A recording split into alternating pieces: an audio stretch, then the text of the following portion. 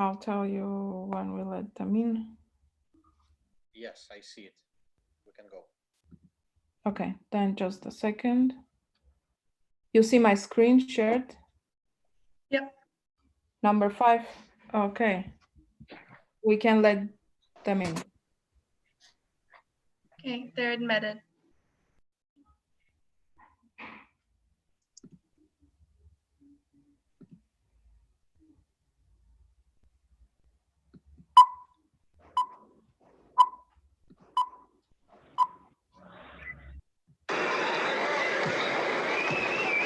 Here's the man who's provided one of the missing links for the Bulls, Sam Vincent.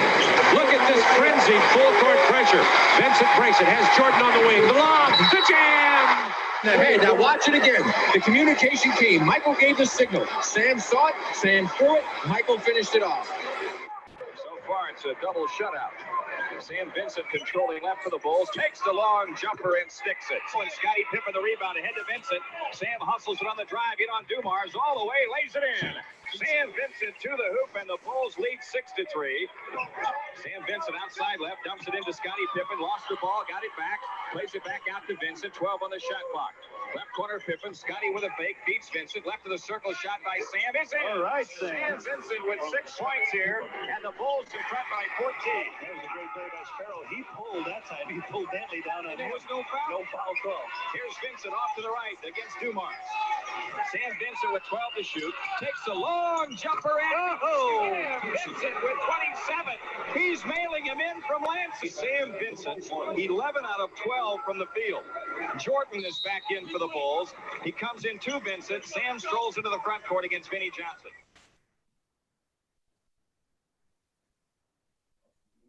Hello, everybody. My name is Anna Tadevosyan. I work for World Learning. I'm now based in Yerevan, Armenia. I want to thank everybody for being with us today. This is our third sports webinar. The program is part of the International Sports Programming Initiative, a State Department sports diplomacy exchange program implemented by World Learning. This webinar is produced by World Learning and Digital Communication Network, a coalition of digital influencers for improving the information space, supported by U.S. Department of State's Office of Citizen Exchanges.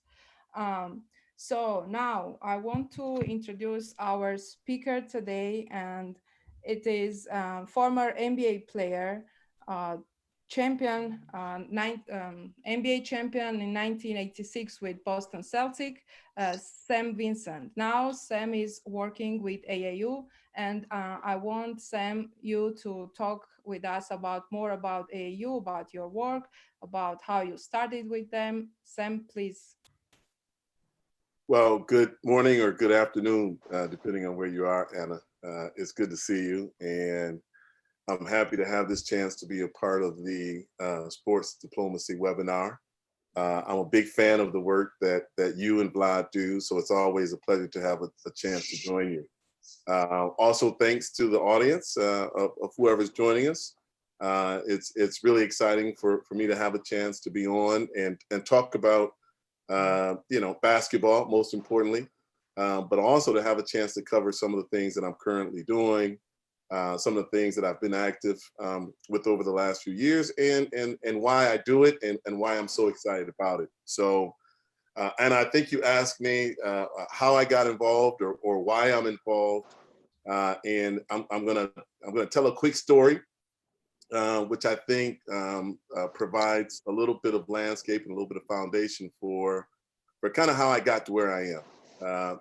I was born in Lansing, Michigan, and probably somewhere around my 8th or 9th birthday, I was introduced to basketball. My older brother, Jay Vincent, also played basketball, and by that time he was 4 years older and starting to become a pretty good player.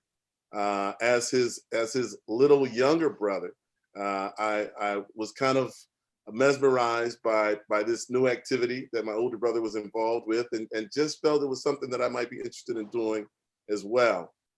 Sometime that year, a local AAU coach by the name of Javier Cavazos came up and said, "Hey, we've got a youth group. We're forming some 9-year-old teams. Do you want to play?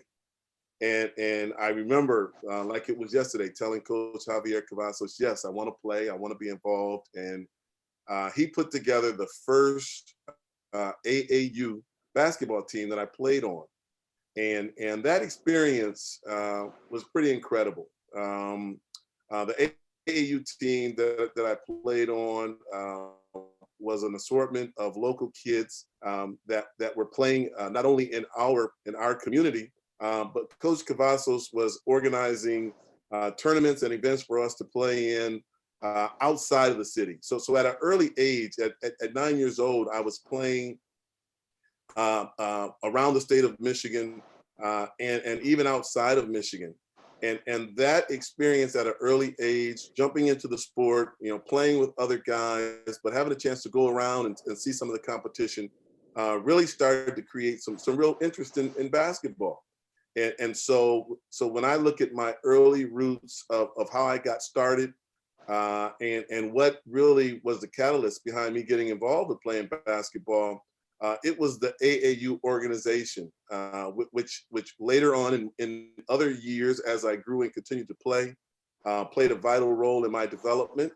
And it's a big part of why I have remained connected to the AAU organization. Of course, there's been thousands of other basketball players that have come through that organization, but everybody's story is unique and different. And I always appreciate the fact that coach, who was just not a great coach, not a no big recognition, just a dad that was willing to organize 8 kids, put them on a team, and take them around and teach them this game, has been really the genesis and the reason why I support the organization and feel so strongly about the things that they do. Thank you, Sam. And we have my colleague here, Vlad Spencer, who will act as a commentator today, and we'll start to go over Sam's life, sport life. That's not an easy thing to do. So thank you, Anna. And thanks, Sports Diplomacy. I know that our State Department Program Officer is with us, Ryan Murphy. If he's going to be here towards the end of this webinar, then we'll ask him to say a few words. But Sam, now what I will try to do is actually go to a few moments of your life. So you started already, but I'm trying to make both of us a little bit younger, and start with your college career. So after high school, after you broke, what was supposed to be became the star, Magic Johnson, his high school record in scoring in high school. Then you're selected by you went to Michigan State in your state, and you became in 1981 Mr. Basketball. So maybe you could tell us a little bit about your high school college career. Many of the people in the audience are either coaches or young players, and I'm sure they will be inspired to hear from you. In relation to what was your initial experience after the initial one with AAU? Well, I tell you what, to really properly provide color and context to that experience, I've got to back it up just a few more years to really help you understand where my passion around basketball was developed. And my older brother, Jay Vincent, which I mentioned earlier, along with Irvin Johnson, who you just kind of mentioned as the person whose record I broke. You said that, I didn't. They were my early motivation. Jay played at Lansing Eastern, the high school that we both went to, and Irvin Johnson is who he was called at that time, played at Lansing Everett. And these two guys were the titans in the Lansing area, and probably even the state of Michigan. Whenever they played, there'd be a 6,000 person crowd, and the games were electric, and they were intense. And it was from watching these two guys play that I really developed my interest to continue to be committed and really want to make this a career path. By the time I got to Eastern, I had watched these guys. I had tried to find ways where I could grow from watching them play. and had incorporated a lot of the different things from each of their games into mine. My senior year, as you mentioned, I received the first Mr. Basketball in the state of Michigan. And you know how it is, Vlad. Sometimes you have to kind of get further in life to appreciate some of your accomplishments, which I now have a chance to kind of reflect back on. But for any of the young audience, what I can tell them is it's important to identify something that you're really passionate about doing. And that passion drives your energy. And once that passion drives your energy, it creates a work ethic. And so I spent considerable hours on the basketball court. I was willing to play all the time, compete. And that was really, kind of my early foundation to get me on to Michigan State, where I went, after my high school days. Definitely. And the scoring record I mentioned is not fake news. Now it's real. It's, everybody wrote about this. So you did break his record, Magic Johnson's record in high school. So now let's go a little bit later. So obviously, Mr. Basketball in Michigan, your home state, you get selected, for the NBA, which is something so rare. That means, not too many people, young people, good basketball players, accomplish this amazing thing to join this amazing league, the NBA. However, you're not selected in Michigan, where Detroit team was based, but rather in Boston. How did you feel? That means, how did you feel at that time when, with all this aura of success in Michigan, you were moving to Massachusetts? Well, I think any young, inspiring athlete always wants to reach the top.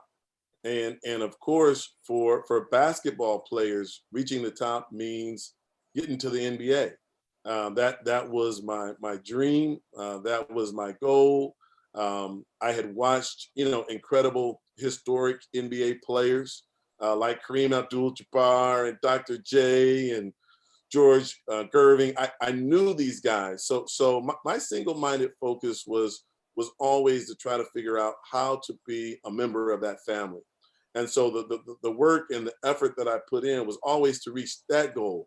Even though I was from Michigan and I was a Detroit Piston fan, I wasn't really pigeonholed into thinking about playing for the Pistons.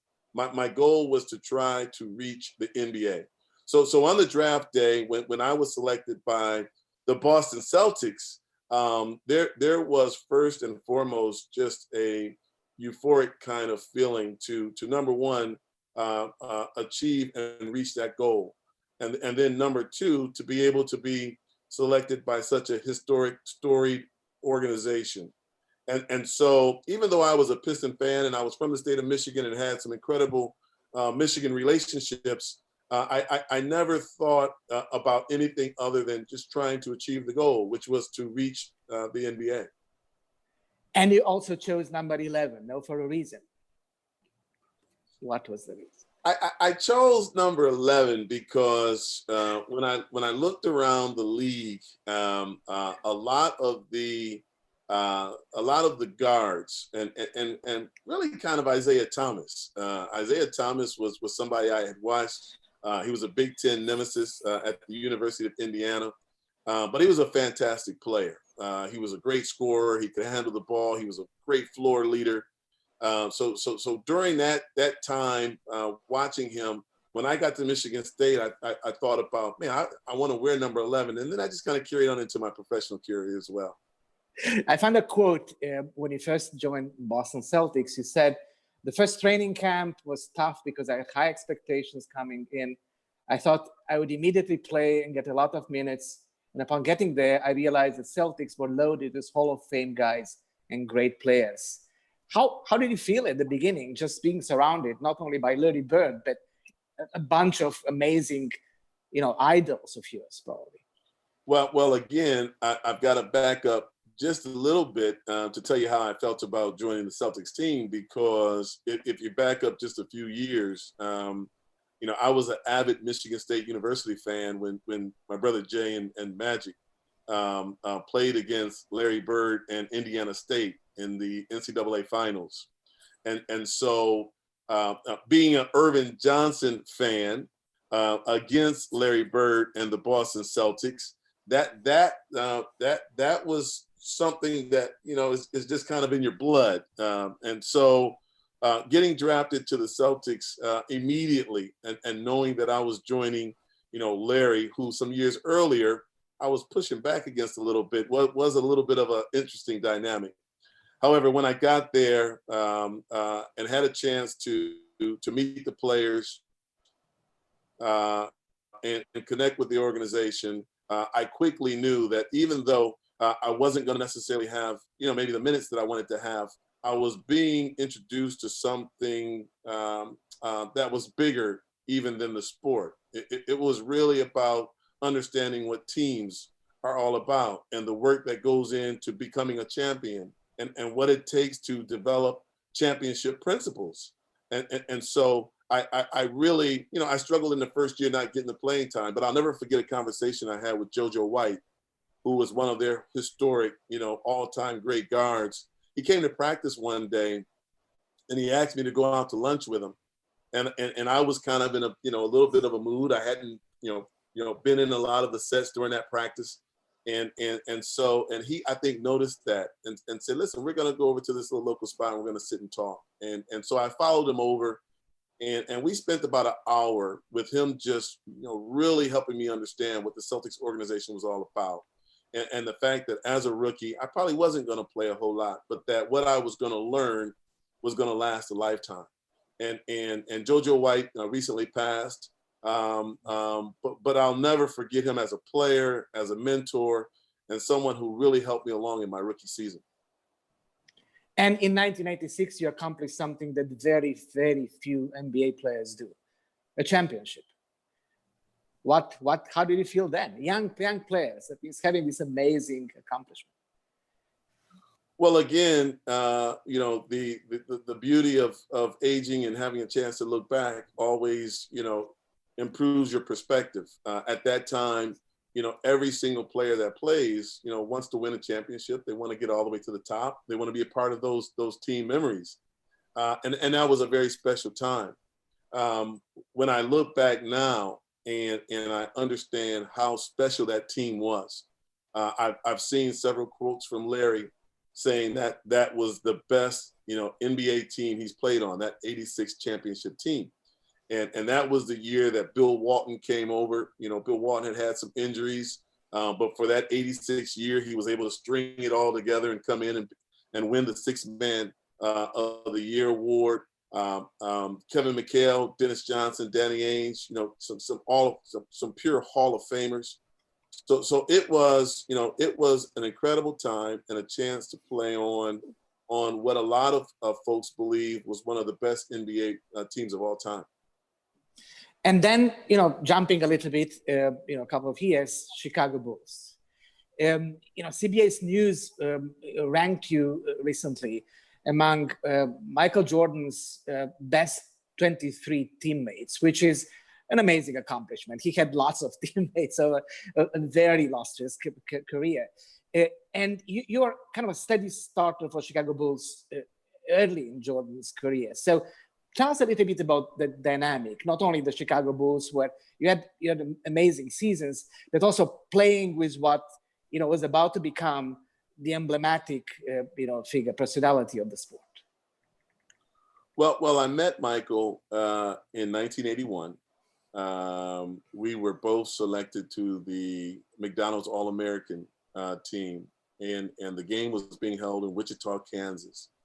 And I remember one afternoon, right before lunch, this was maybe a couple days before the first game, meeting Michael down in the lobby, and Michael and a friend of his, Buzz Peterson, and we sat down and we were just having a conversation. And Michael at that time was a little bit shy, a little bit quiet. And at that time, his name wasn't as big as it later became. And I remember thinking, man, this guy must be really nervous. He's not talking much. He's a late addition. You know, I felt like I wanted to tell him, hey man, it's gonna be okay. Just, you know, come out and play hard, you know, and things are going to be fine. And so, he kind of carried on with that path for a couple of days. And then the day of the game, we had an early morning shoot around where both the East and the West teams went to the arena, and we did some photos, and he was a little bit more animated at that morning session. And I remember, thinking, yeah, maybe he's going to be okay. This guy's probably going to be all right. So by game time, I think he got MVP. I know he scored well over 30 points, and he showed, he showed why he has become a lot of what people consider the GOAT, just the greatest player of all time. And I believe I saw some of that in that McDonald's All-American game. Michael and I remained friends from that time. He went on to the NBA, and I was still at Michigan State, but we stayed telephonically in touch and always had a great relationship. So when I was traded from the Seattle Supersonics in '88 to the Chicago Bulls, I joined them right before the trade deadline. And it was a great reunion with Michael. I immediately fit in with that team. There was a lot of young guys. The peer group was around the same age. We brought in Scotty and Horst that year, so we had some young rookies. And I like to believe that in that '88 season, where Doug Collins was the head coach, it was kind of the beginning of some of the brilliance that we're watching now with the Last Dance documentary. We went on and we won 50 games that year, and we got to the playoffs. And it was very exciting for me to be able to be a part of the foundation of what the Bulls built, which was just an incredible team. Because you mentioned The Last Dance, an amazing documentary, and I hope that all our audience will watch it. That shows, Michael Jordan at his best, Chicago Bulls at their best. What made them great? What made Michael great? What made that team such an amazing group? Well, I think early on, from what I saw, what was Michael, he came in as a superstar out of North Carolina. And I think originally he was an incredible scorer, someone who nobody really could stop on the floor. He's going to score points. At that early time, Michael wasn't as focused on being a team leader. He was really focused on, I'm going to go out, I'm going to help you win games by scoring 60 points, and I can do that. But Michael began to evolve into a team leader, and once that evolution took place, that forced the other players around him to grow and also become better players, because he became more demanding in practice. He became more of a perfectionist with everything that was happening on the floor. And I really think the reason why the Bulls had the success that they had was it all stemmed from the leadership that started to come from Michael. And there's some principles that we'll talk about later that I was able to observe that I really believe were part and parcel to why they had the success they had and what made Michael so special as a player. Definitely. Before getting to the principles, let's mention another moment of your career. You went to Orlando Magic, and there you started the team from scratch. That means it was a new team in the NBA and a new type of experience for you. Well, the NBA expansion in '89, where new teams were being entered into the league, the Orlando Magic was one of those teams, and I believe, if I'm not wrong, the maximum amount of players that all of the NBA teams could protect, meaning they would not be available for the expansion draft, was 7. So I was currently playing on the Chicago Bulls. They decided to protect 7 players. I was not one of those 7 players protected.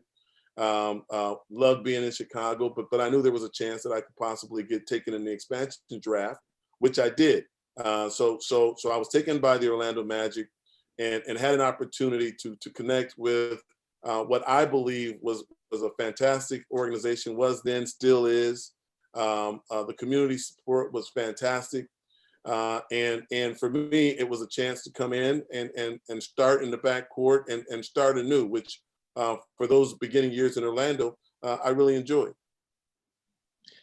And immediately after your MBA career, and after that, we'll go back to Anna for the leadership principles. You played in Greece, and then throughout your coaching career, you had obviously an MBA, a couple of years, but also you coach internationally, broadly on many continents. And I want to ask you one question. Your generation was the one that opened up the game, to the world. And NBA's masterful leadership of the game allowed millions and millions of people to become accustomed with basketball. It's not by chance that the basketball became, along with soccer, probably the most popular sport in the world. It's your generation, and it's in NBA's leadership accomplishing that. How did you feel about, because lots of our audience comes from abroad, means that all over the world. You'll see at the end, how did you feel about suddenly, opening up and playing abroad, coaching abroad, and interacting with people for whom maybe the NBA and basketball were newcomers? Well, I think that that credit obviously has to go to the brilliance of the NBA. As a youth growing up in Lansing, I think at that time, the NBA was more of a national organization, being that most of the players were still from the United States.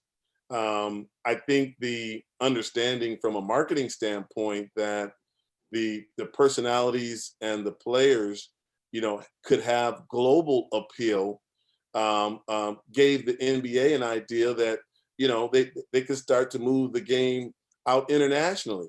And so, of course, soccer was still, very, very important and relevant at that time and the number one sport. But I think the foresight of the NBA was that this game is incredible. We've seen the response from the domestic fans, and we believe that by exposing these incredible talents to the world, we're going to be able to develop that same kind of audience around the world. And so that brilliant thought led to really the globalization of the sport. So the opportunity for me to leave, from the NBA after I had an injury and then go international, where I started in Greece, and have the chance to be recognized. The fans there knew who I was. They knew what NBA teams I had played on. They were familiar with my career. That was really all the foresight of the NBA. So it's really just been, pretty incredible, as a youth to reach that childhood dream of being connected to this organization, but then even more importantly, to be able to stay involved with it as a player playing internationally, and as a coach who I've had a chance to coach now internationally. And a lot of that, again, has stemmed off of the opportunity to be connected to the NBA. Okay, thank you, Vlad. And before we're going to present the Championship Principles Challenge, we have some questions from our participants. I would like to read for you, Sam. So first question we have from Naderim Nagafchi, asking, Greg Popovich says that he hates three-point shot. Do you think he will still hate three-point shot if he would have Klay Thompson, Ray Allen, and Buddy Hield? I think Coach Popovich would love three-point shots if he had Klay Thompson and Steph Curry. and he probably, I think philosophically, though, on a serious note, every coach decides to develop their offensive strategies around what they're comfortable with. And I think Coach Popovich, who has been one of our brilliant coaches in the NBA, he's probably more comfortable with a inside, kind of dominant game, which he really featured with Tim Duncan and David Robinson, and he's had incredible success with that. So he's never really been a coach that was going to primarily focus on perimeter shooting. So a lot of times coaches have to deal with what they have as far as personnel, and I would probably say that given Steph and Klay, Coach Popovich would probably see things a little bit different. Yeah, sure. Another question we have from Marx Martinsons is asking how you would summarize the important things to craft a team spirit in the sports organization. What's the most important? Well, I think the most important is to really create a team focus. You really have to be able to understand your personnel, and in understanding that, there's going to be your players who work very hard. There's going to be your players who don't work as hard. There's going to be, maybe some personality challenges. There's going to be a lot of different things that as a coach you have to deal with. But you have to figure out how to mold all that into a team framework. And then you have to figure out how you're going to win with that team. So I think most importantly, every single coach, every single year has got new personnel, new personalities, new things that he has to understand, and then figure out how he's going to motivate. But most important is understanding how to make those 12, 10, 15 players a team. And that requires some real understanding of your players. Okay, we know that you coach also two national teams, Nigeria women national team and Bahrain men national team. So what did you use? It was foreign teams and different culture. What was it difficult to coach there? What you did? Well, you're right, and I have coached Nigeria and I have coached Bahrain, but I also coached Senegal. I also coached South Africa. I also coached Jamaica, and so that's a brilliant question, because one of the challenges I always face when I'm coaching the national teams is number one, there's usually a foreign component to a national team. Meaning there's the local players from the country, and then there's a population of players who have, probably trained and lived in America. And so even though, for example, my Nigerian national team had strong local Nigerian players who had never left the country, we also had some very strong Nigerian descent players that, grew up in the US and still now they are Nigerians, but they're kind of American Nigerians. So when you put those 15 players together, you have to merge the cultural differences. The players who are from home sometimes feel like, this is a little bit more my team than it is your team. You're a little bit more, maybe US than true local, or whatever that country is. So my challenge has always been to make those guys understand that even though culturally there may be some differences, philosophically there may be some differences, we have to connect on the point that as a team, this is what we're trying to do to represent the country and go out and make the country proud. And once you're able to get them to connect on a very specific goal of making someone proud, specifically their country, then a lot of the other differences start to fall away. Perfect. Thank you, and Sam. spend some of the challenges around coaching national teams, but where I've been able to have some success. Okay, perfect. So we have another question. I think it's question for very good question, because it's Nadia Shirabidze is asking how to get young kids off the screens and encourage them to go for sports. So I think this is basically what you are trying to do there, and some advice I think will help everybody. Well, I think number one, you have to make it fun. And so I think, one of the things that I'm very excited about, having had a chance to coach internationally and connect with a lot of federations and national teams, is I always try to come in and do various coaches training programs. Because one of the things that I've observed in the United States and globally is most coaches always want to win. And that desire to win forces them a lot of times with youth teams to be too aggressive and to really make it so kids are either discouraged or don't want to participate. And so the thing that I like to encourage all the coaches is, in those foundational years where you're trying to get kids to be excited about playing and wanting to play, create a reward system and keep it very fun. So there's ways that you can develop and teach and motivate kids to want to improve, but it has to be done in a way where they feel like there's some benefit and some gains for them. And I think a lot of times that's where sports organizations or instructors, they fall a little bit short, because they're trying to reach the end goal before getting the kid excited about participating.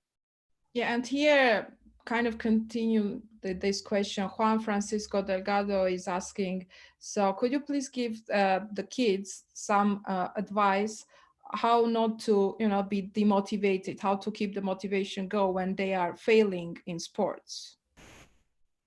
Well, I think, the thing that I like to encourage, whether it's on a professional level, national team level, or on a youth level, I like to encourage, the principles, again, that we're going to talk about, because I think it's important for kids to understand why they're doing what they're doing. And so, principles like work ethic and passion, I think it's important for coaches to understand that their most responsible duty is to develop the whole person. And too many times our youth coaches are thinking, I just want to make a great athlete. I just want to make him the best player.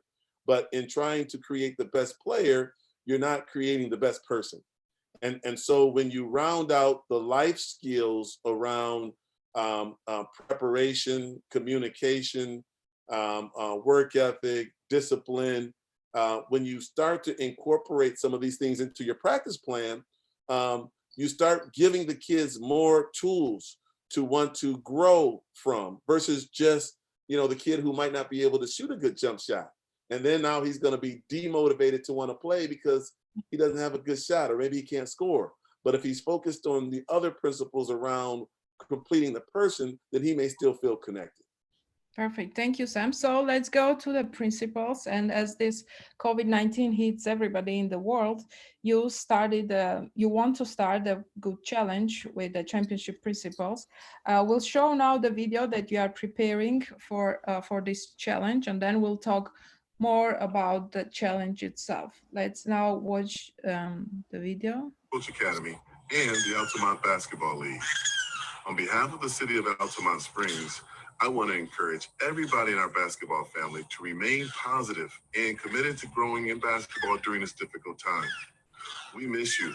We miss having a chance to see you on the practice court. Most of all, we miss you in the competitions. However, we know during this period of COVID-19, we all have to practice safe social distancing to make sure we all remain healthy and make it back on the court. During this period, I will be doing some online drills to make sure that you have a chance to continue to work on ball handling drills, footwork, and most importantly, conditioning. Got to stay fit during this period. We know that if we do that, we're going to have a chance to get back on the court and remain as usual at some point later on. So during this time, again, stay healthy, be safe, and we look forward to seeing you on the basketball court again real soon. The first drill we're going to work on, all you need is a cone or some black tape. Always important to create the defense.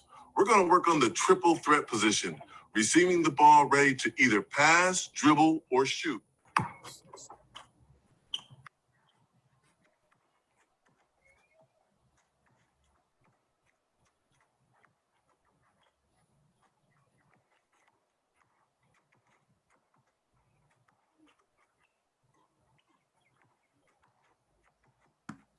And am I able to talk through this a little bit? Yeah, sure. Okay, fantastic. So this video was prepared for a local parks and recreation organization here in the Orlando area, and like a lot of our partners, they're currently struggling with the fact that due to COVID-19, the summer camps, the local leagues, everything has been shut down. So that message was really to say to all of the parents, the coaches, and the players that it's very important to stay positive during this time. Even though we can't get together as groups of 10 or more and do our normal activities, there's still ways to get on the basketball court and work on basketball skills. And so they had asked me to put together a very soft strategy that we're actually building out. That was a demo tape that I'm going to actually be providing more instruction in the drills, but just something to give some motivation to kids to stay involved during this time. I think this is what all world needed now to get motivated and to stay fit and to stay positive, as you said in your message. Okay, now I will start the PDF about the challenge, and you can talk over and explain more about what is challenge. So let's start it here, and you can talk about it. Okay. So before I even go off of that page, Anna, I want to just maybe take a couple minutes and talk about what I consider the championship principles. Sure.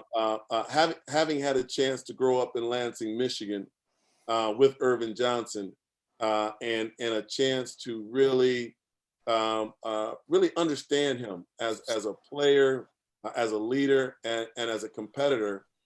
There's been some real principles that I've had a chance to learn and understand why he's been as successful as he has. The other two guys, to me, having a chance to go to Boston was incredible, but having a chance to spend time around Larry Bird, I was able to see some very unique principles that I saw him incorporate, which I think also was the reason why he had his success. And then having a chance to play with Michael, not on a championship team, but in those pre-stages, I had a chance to again witness some principles that I thought he followed. So before I talk about the championship principles challenge, I just want to say, you know, with Magic Johnson, three things that I really thought was critically important. And why I like to, with my teams, with players, with coaches, talk about these things that I feel need to be shared to our next generation of players. With Magic Johnson, I talk about passion, respect, and communication. And for all of my practice plans and when I'm working with coaches, I find a way, I have a curriculum and I find a way to help them understand how to build that in. Passion is so important. And a lot of times, if you ask a young kid what he's passionate about or why he's passionate about playing, he won't know why. So getting these kids to think about some of these principles has really led to what I believe some of the championships I've been able to enjoy as a coach. With Larry, confidence, preparation, and appreciation. These are three principles that I was able to observe. It's not about scoring 30 points on the floor all the time. It's not about all of the statistical categories. Sometimes how you build champions are about the principles that are important to them.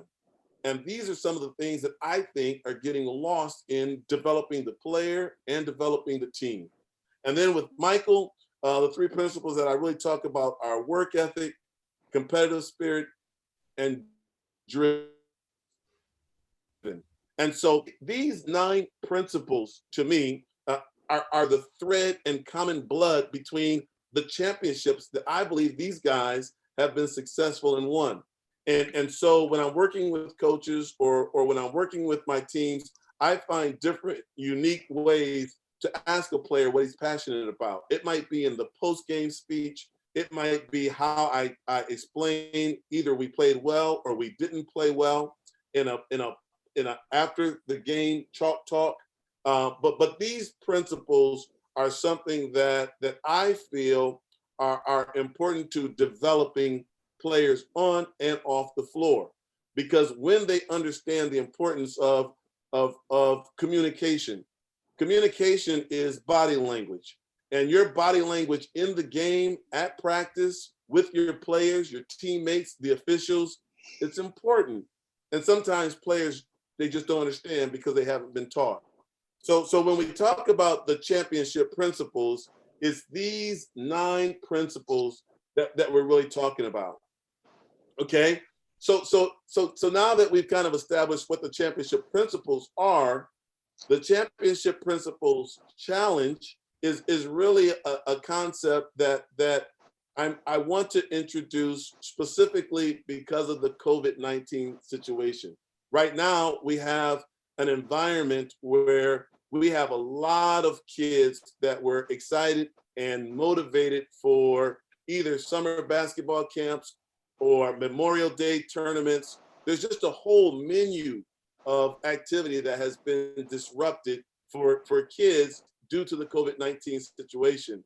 And because of that, this Championship Principal Challenge, to me, is a way to connect them around an activity that's positive, that can teach them some very important life skills, but also give them a chance to record some activity that they can submit to win prizes.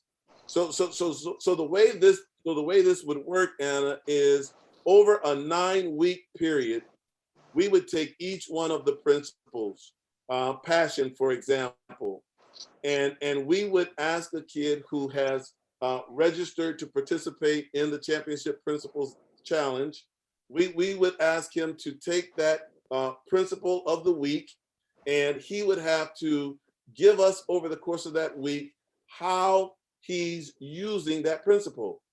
What is he passionate about? How does he display his passion? What sport is he passionate about? And what does he do with it? After writing in on our form how he's passionate about whatever it is he has to say, that then gets submitted by a phone video.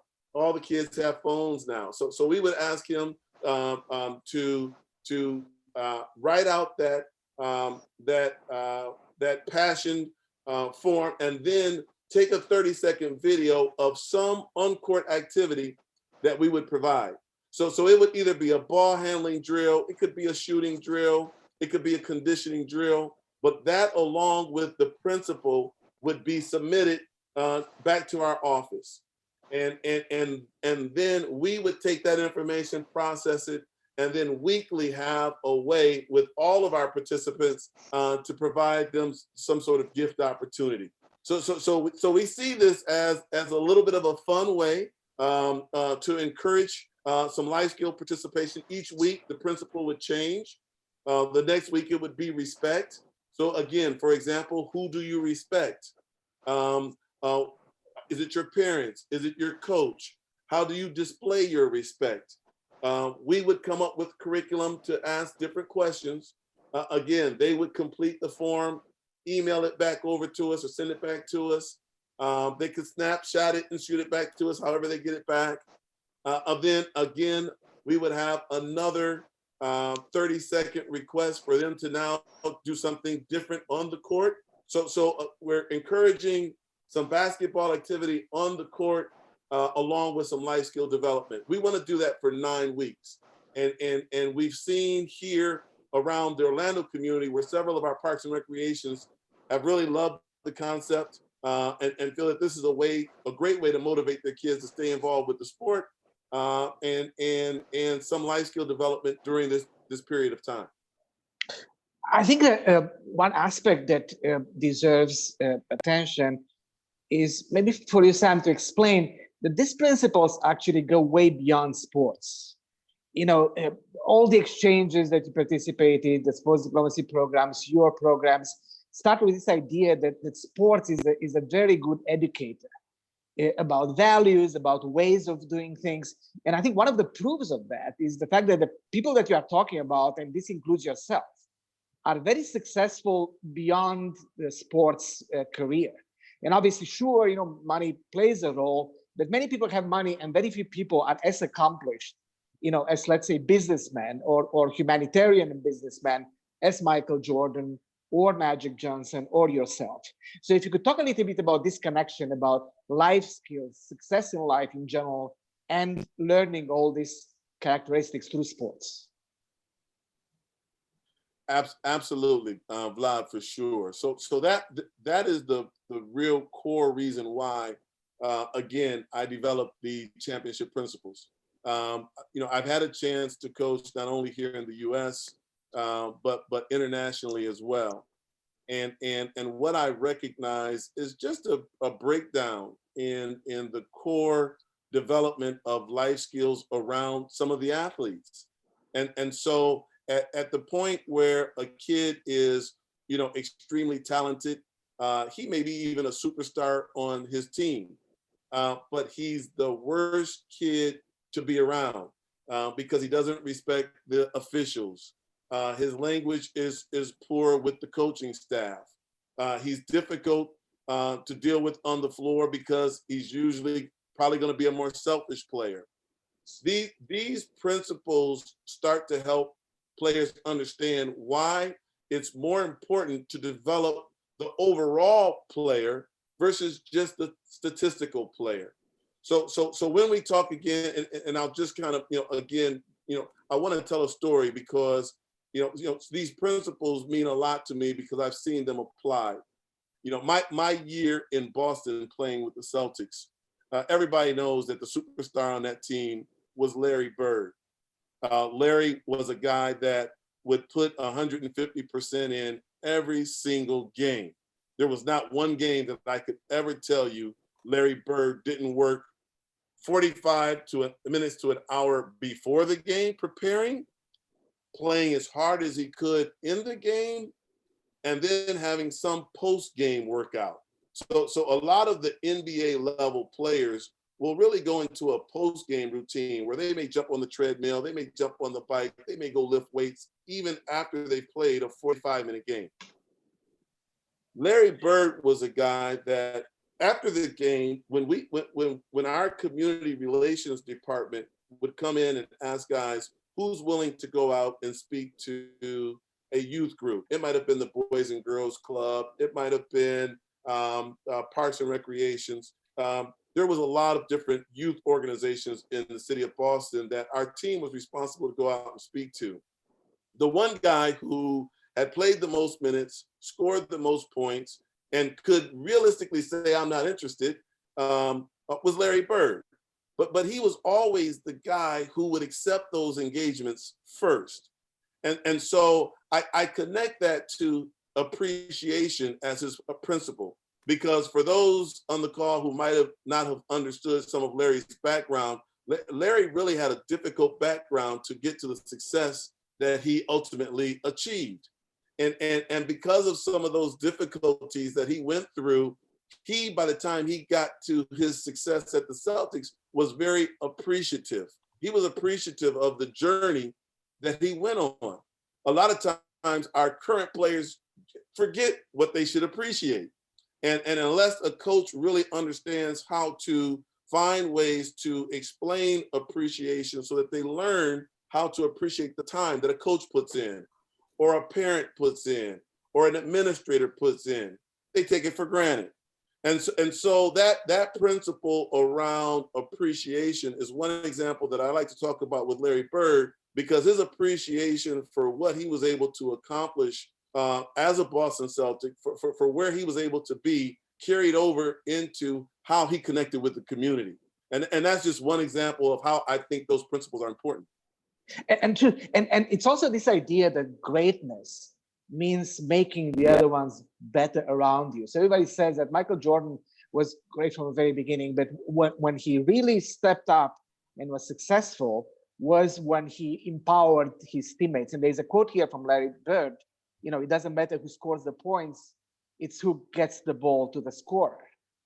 So that's another principle that probably has tremendous value in people understanding what makes somebody truly great.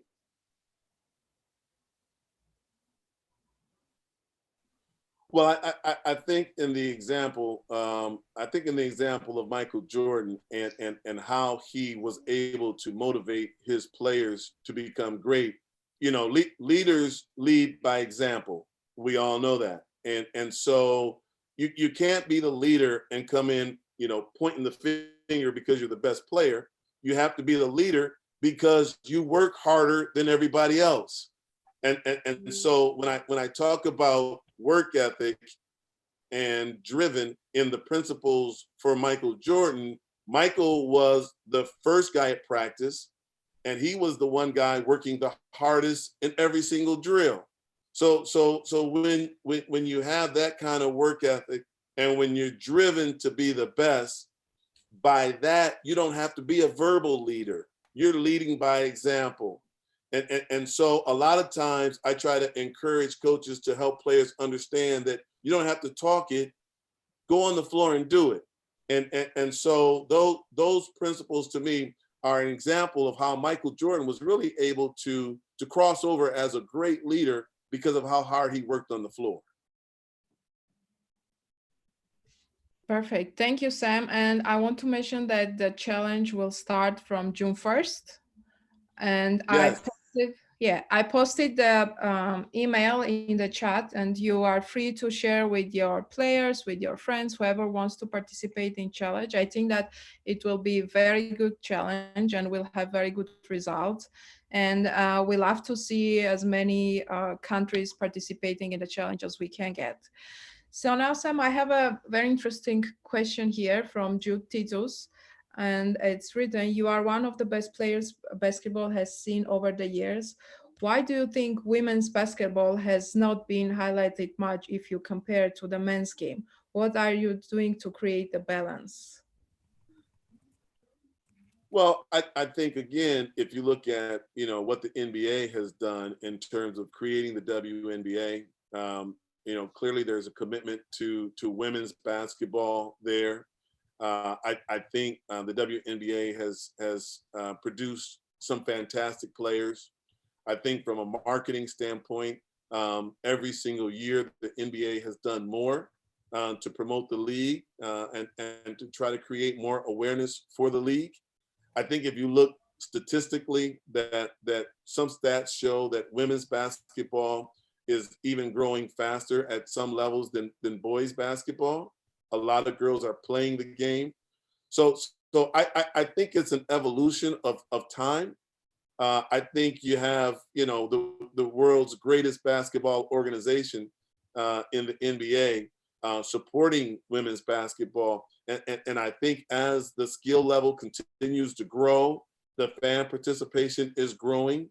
And I'm confident that over the next 5 years, that growth is going to continue. And at some point, there's going to be some real balance between, probably the women's game and the men's game. But I think there is a focus on it.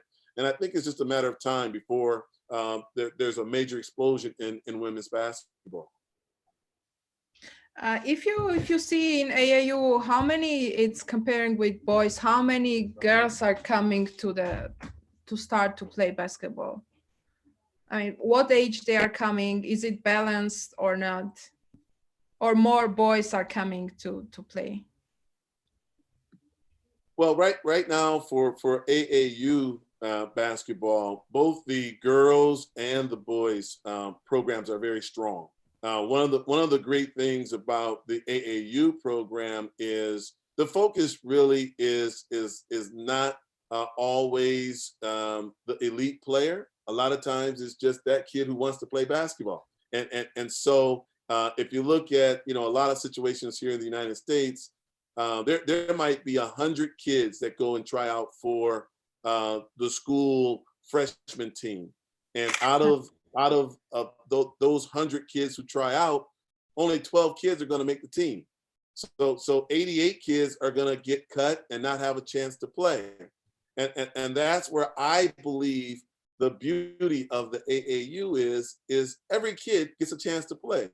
So their motto of sports for all forever is true in the fact that if you're a kid and you want to play on a team, there's probably an AAU club where you're going to have a chance to play. And I think we all know that kids develop at different stages. A kid who's 11 years old, who's maybe a little bit clumsy, doesn't really possess the skills, by 14 could be 6'5" and a great shooter. So sometimes you just need an opportunity to continue to grow and play. And I think that's one of the foundations where the AAU has really been strong in the communities around the U.S. And I think that's something they're now looking to expand into the international market and do. I think there's an opportunity to do these programs globally and to create regional competitions in some of the foreign countries and give more kids a chance to play. And ultimately, it's all, for me, it's all about kids having a chance to play with good coaches and develop as people. Perfect. So we'll get last question here. Is from Bahpna Dahane. He's asking if you are considering to coach Angola men's team. I think now everybody wants you to be their national team coach. Well, let me just say this. Man, it has been fantastic having the opportunity to coach national teams. I only say a couple things about a couple of the national teams that I've coached. The Nigerian national team that I coached with Ime Adoka, Ebi Ara, Tunji Awajobi, Alumide. We reached the quarterfinals of the 2006 World Championships in Tokyo. And we lost to a Dirk Nowitzki Germany team by 2 points, and had a chance to advance on to the semifinals. With Jamaica, I've had Samardo Samuels, I've had Kamani Friend, and we've had a chance to go into the Tournament of Americas and win games that nobody believed we had a chance to win. And that's happened with the Nigerians women team, where we've been undefeated and had more success than expected. And so I say that to say all of my teams overachieve. And that's really my focus. You're either going to underachieve or overachieve. And most of my teams overachieve. And it's been an honor to have a chance to come in and work with these players and represent a country. I haven't spoke to anyone from Angola. I was just coaching the Bahrain national team, where we came in as the 130th ranked team in the world, and we beat India, which was ranked, I think, 74. So we usually come in as underdog, but we usually come out with a win. And it's always a pleasure for me to have an opportunity to work with different countries. Let's see how many from India in the audience. We might get some reactions at this point after this. Sam, what do you see in general, beyond competitive sports, in terms of interest for basketball abroad? Because you travel a lot, you coach all over the place. Do you feel that the basketball is really reaching new grounds in terms of popularity, involvement, grassroots? And this is what the AAU experience comes into play, internationalizing the experience. Obviously, junior NBA, tremendous success worldwide.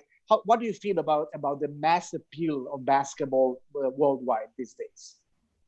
Well, I've had a chance live to coach in Africa, obviously with the national teams. I've had a chance to coach in China with one of the pro teams there. Obviously, I've coached in the U.S. I've coached in Europe. When I was coaching in Larissa, Greece, I had a 16-year-old named Vasilis Spanoulis. That 16-year-old who I taught the championship principles later became one of Europe's best players, is still currently playing for Olympiacos in Greece, and is probably, one of the guys who's considered almost the LeBron of Europe. When you ask, is the international game interest growing? Absolutely. I've most recently been coaching in the Middle East, specifically Bahrain. But in that responsibility, we're in Dubai, we're in Qatar, we're in Saudi, we're in Kuwait, and the tremendous interest in basketball, not only from the players and coaches, but also from the parents. And so one of the things, you mentioned the junior NBA, and I think, again, the NBA has done just an incredible job with the junior NBA program, because, again, it provides more opportunities for more kids to play this game under the NBA banner. And I think every kid loves that opportunity. I think the AAU, just genuinely as a great nonprofit sports organization in the United States, is motivated to give kids more opportunities to play. So a lot of kids internationally and parents now are seeing the opportunity to play collegiate basketball as a real avenue, and navigating that process requires support.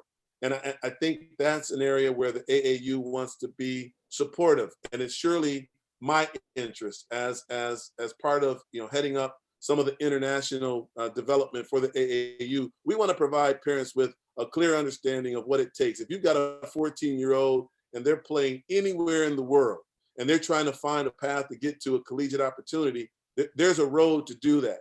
And we want to help simplify that process and help you understand it.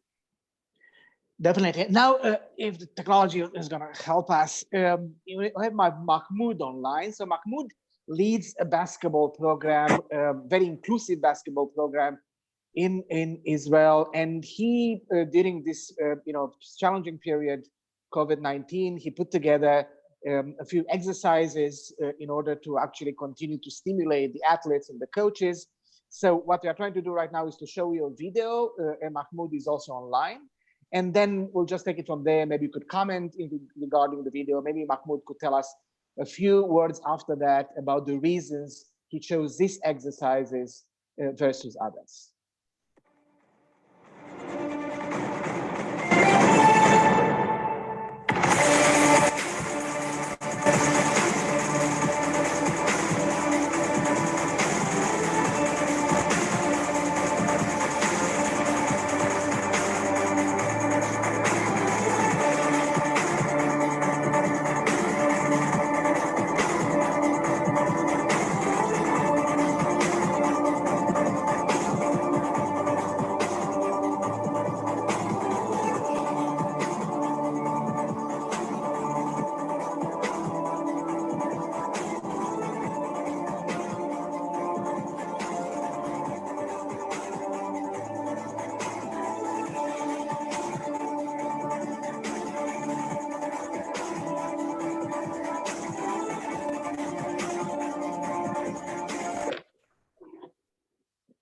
Okay, Mahmoud, if you could hear or see us, maybe you could say a few words about the reasons you chose these drills and what you are trying to do in order to maintain interest for the sport, but also the skill level that is needed when life is going to again become normal.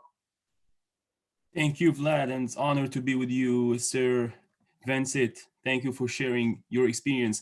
We in Hopes for Peace nonprofit organization, our mission is to create a safe space where young youths, Jewish and Arab, can come together, play basketball and make new friends. And especially in the quarantine time, with everybody at home, we focus on preventing injuries and improving range of motion for the athletes, which is so important. So our coaches in Hopes for Peace working during this time with especially girls and boys basketball players in Israel, to most athletes in the country and the world don't follow their exercises routine to coronavirus. Therefore, their bodies and exposed to injuries. It is important for the players to learn how to keep fit during lockdown through daily exercises they can do alone in order to minimize damage. And this is so important, so we choose to work with the youths, the simple exercises to prevent injuries and mobility. And this is what we're trying to do as nonprofit organization in Israel during this odd time that we are all together in this. Thank you, Mahmoud. And I want to mention that Mahmoud was part of one of the sports diplomacy exchange programs, and he's doing tremendous work back home. So Sam, what do you think about these drills, and how does it fit with what you have in mind for your programs back in the United States, programs that are trying also to become global? I think it's fantastic, Vlad. I want to congratulate Mahmoud on putting that short video together. I think he's spot on when he talks about the importance of being able to present some virtual activity. And a lot of kids, a lot of times we assume kids know, but I've come to realize kids don't know. And so we think they're gonna, get out there, and we think they're gonna do some of the basics, but they're not. They're gonna stay at home. They're gonna be on their video games. They're gonna sit around, and then their muscles are gonna atrophy, and they're gonna be a year behind.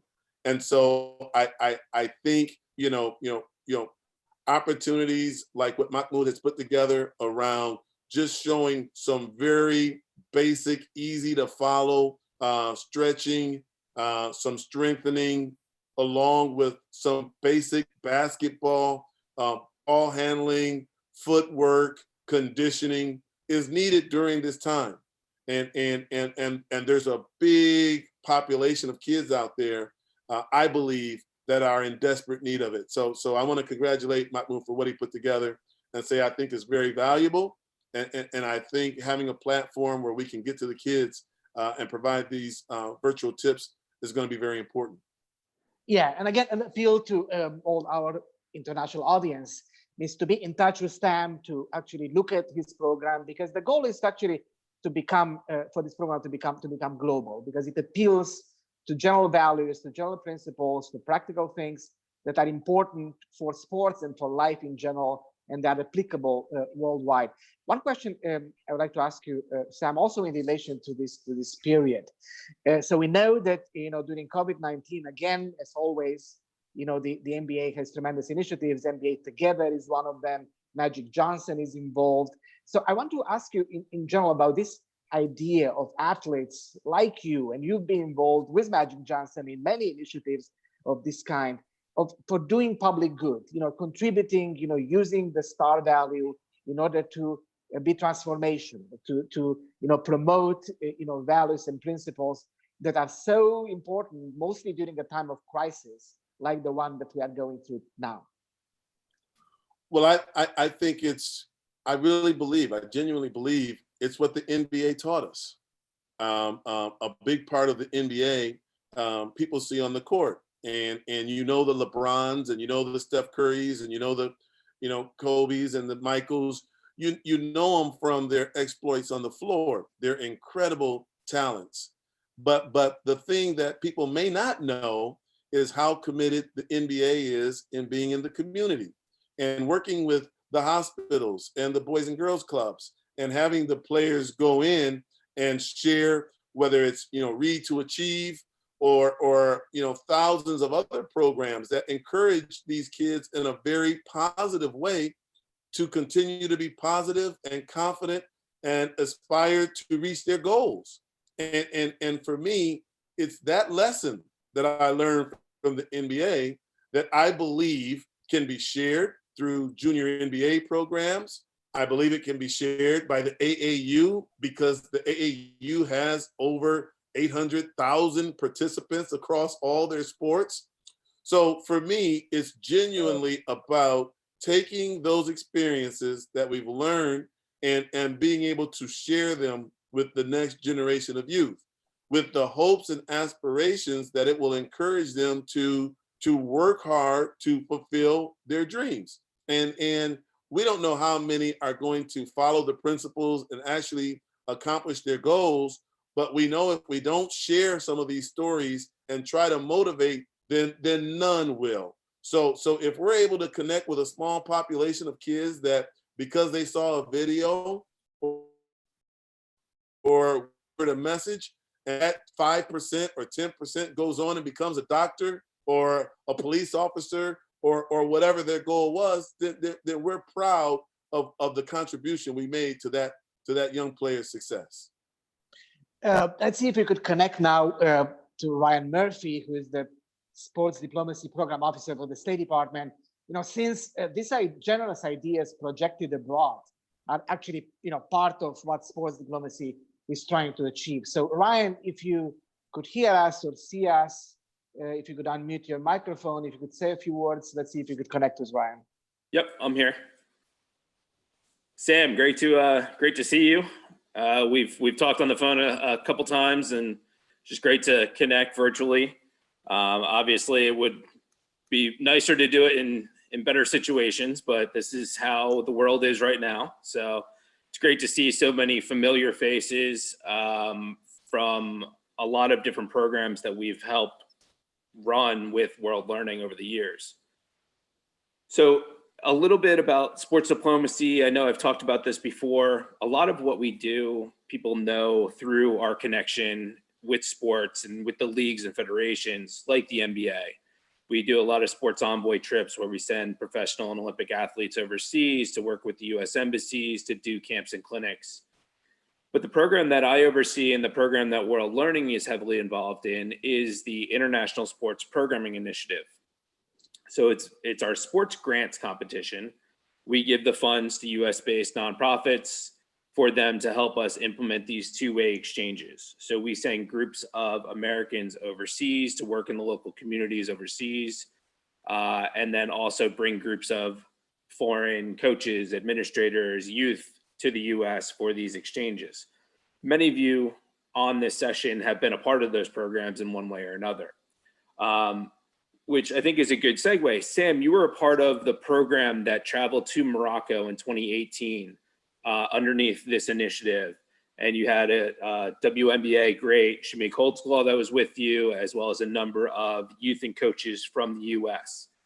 Can you talk a little bit about that experience and how that has been slightly different from a lot of the times that you've been overseas coaching or when you've just traveled personally, and really what impact that had in Morocco?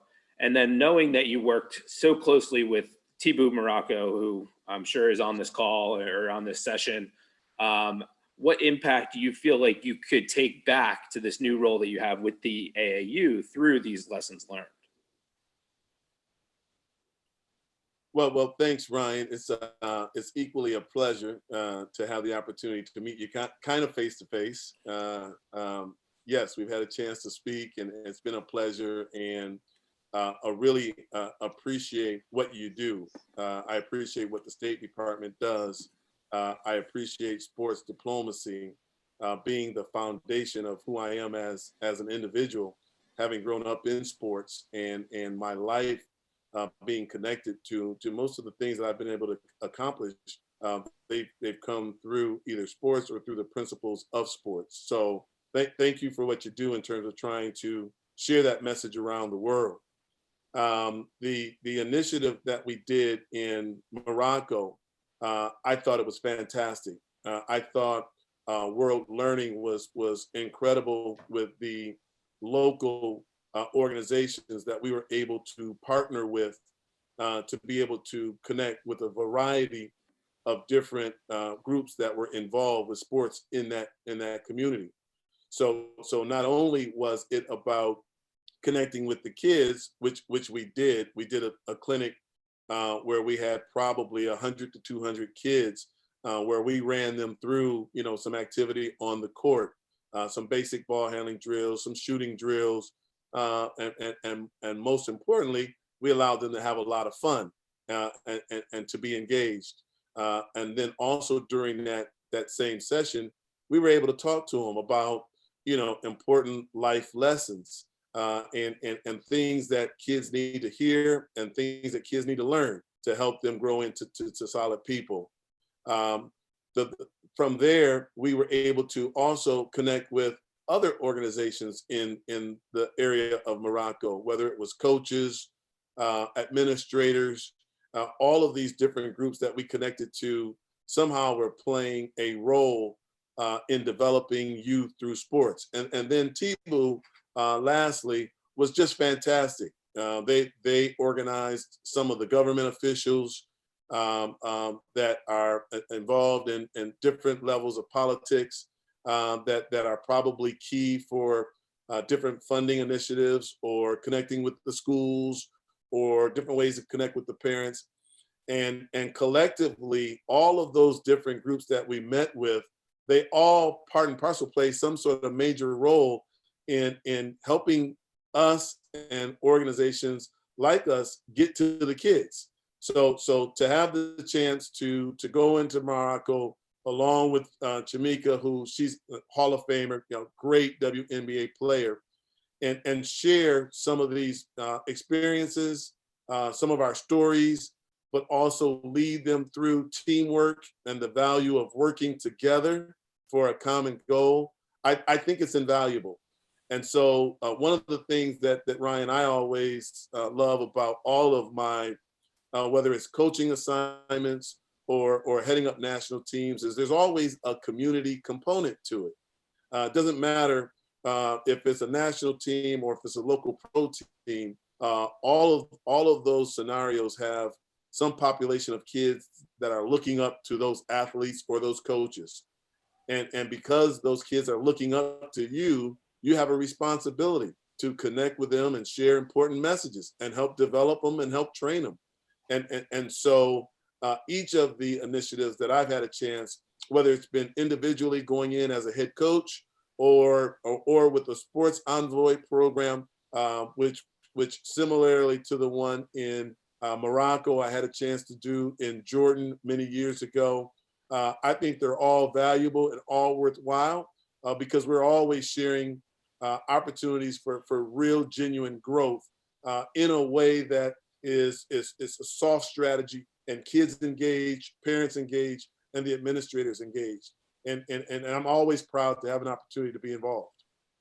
And talking about Tibu, so I just talked a few days ago with Amin. I'm not sure if Amin is here, the head of Tibu or Hicham. And we continue to work together, and we'll reach out to you, Sam, for this, because they envision a program on sports and employability, helping kids, learn to, get jobs, be entrepreneurs through sports. So that's a very viable thing. And in the spring, in April, I think there is going to be a summit in Casablanca on sports and education. Obviously, will involve you and hopefully, definitely, hopefully State Department in this activity. So all these activities are seeds planted for them to continue. And Tibu is a very good example of something like this happening. So now I'll take it back to Anna, just to mention at the beginning, from my perspective, Sam, thanks a lot for everything that you do. Thanks a lot for being part of our lives and programs. And we hope to continue to do this for a long time. So this program was obviously available on Zoom, but also broadcast simultaneously on Facebook and YouTube. There's going to be a recording. And with this announcement, back to Anna. Thank you, Vlad. I want to thank you, Vlad, Ryan, and Sam. And Sam, I want to one more time share the email. So I want to remind you that the challenge starts in June 1st. And if you want to be part of the challenge, to participate in challenge, please send the email to this email shown on the screen. And then you will get the instructions from Global Coach. Right, Sam? That is correct. Yep. Yeah. So. Yeah, that's correct. And if I could, just in closing, just 20 seconds, I just, sure. You kind of touched, Vlad, on the AAU. I just want to say, all of our goals and objectives collectively are to develop youth. And the AAU has reached an incredible partnership with the Walt Disney World here in Orlando, Florida. So when we talk about, I know Ryan mentioned exchange programs. A lot of the kids that we work with have a chance to come into Orlando and participate in programs here at Walt Disney World. They've built an incredible sports complex. There's also other cultural events that take place, as well as university visits. So just in terms of really, rounding out that pure exchange opportunity, I don't think you could have a better partner than Walt Disney World, AAU, and obviously the NBA. Thank you, Sam. Thank you. I want to thank everybody, all the participants, and Sam and my colleague Vlad, and we have my colleagues Lauren and Lakin here helping us, and colleagues from Digital Communication Network. Thank you, everybody. I want you, everybody, to keep in touch, because we'll have more webinars with Sam. We'll keep you in touch, and we will post all our new information on our social media. Please follow. I want to remind you that this webinar was arranged by World Learning and Digital Communication Network and supported by Sports Diplomacy, a division of the State Department. So stay in touch, stay safe, and thanks for being with us today, and see you soon. Bye, everybody. Thank you so much. Bye-bye. Ciao.